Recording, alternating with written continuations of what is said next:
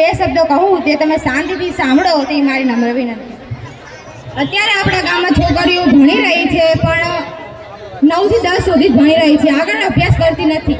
અમારું કહેવું એવું છે, વાલી અને વિદ્યાર્થી બંનેને કહેવું છે, વાલી સપોર્ટ કરો તમારી છોકરીઓને. ભણવા માંગે છે તો ભણાવો.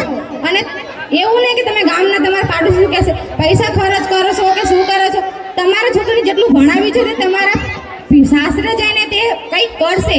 હું કહેવા માંગુ છું કે એક છોકરી હોય ને તે એક ઘર નો તારે કોઈ દિવસ, બે ઘર તારે. સાસરે જાય ત્યાં તેના છોકરા તેના દિયર કે ગમે તે હોય એને પણ શીખવાડે અને એના સંસ્કાર ને બધું ભણેલા હોય એના ઉપર ના આવે.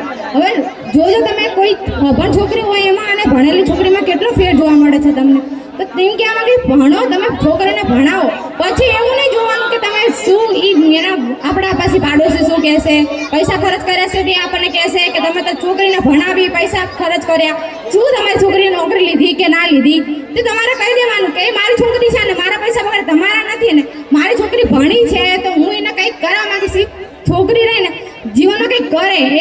કોઈ દિવસ તમને ખબર નથી કે તમે કોઈ જીવન સાથી ગોત્યો છે, શું ખબર કે તે સારો જ હોય, કંઈ નક્કી નથી. જીવનમાં કોઈ સારું હોય કોઈ ખરાબ હોય, એટલે કોઈ ઉપર કંઈ તમારી છોકરી કોકના ઉપર આધાર ન રાખવી જોઈએ. ખુદ કમાઈને ખાય એટલું તો એને ભણાવી જ જોઈએ કે તે પોતાનું કરી ખાય. તમારે તમારી છોકરી કોઈ સામે હાથ લંબાવી ન જોઈએ કે મને પૈસા આપો. તમારી છોકરીને એટલી નિર્ભર બનાવી દો, એટલી મારી નમ્ર વિનંતી. બાકી